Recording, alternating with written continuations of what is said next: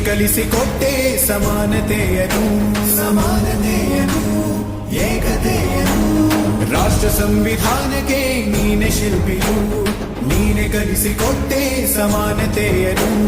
ನಿನ್ನ ಲೇಖನಿಯ ಬರಹ ದೇಶ ಕರ್ಚನೆ ಒಂದು ಮಾತು ಕೂಡ ಭೀಮ ಗರ್ಜನೆ ನಾಯಕ ನೀನು ಭೀಮರ ಮಹಾನಾಯಕ ನೀನು ಭೀಮರ ನಾಯಕ